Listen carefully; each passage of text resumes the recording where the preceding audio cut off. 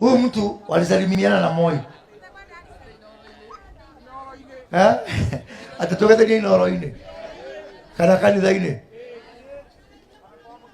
Neguo. So, alisalimiana na Moi, akasalimiana na Kibaki, asalimiana na Uhuru. Mnataka wasalimiane na Ruto? Si nyinyi ndio mlichagua Ruto? Atemaka tena na Martha. Kalimage chongi hamari.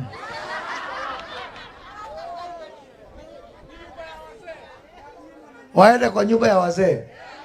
Na mimi nitaambia waziri wa pesa ya wazee, hawa wawili kwanza wakuwe mstari yako mbele kupatiwa ile pesa ya wazee.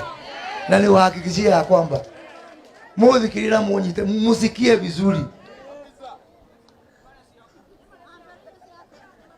Nimemuuliza rais na nikamuuliza deputy wetu tunampenda Rigiji kama wako na nia yoyote ya kugawanya serikali na yule mtu.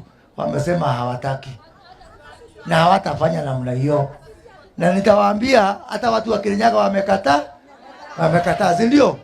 Kwa hivyo mimi nataka kuhakikisha kwamba serikali iko imara.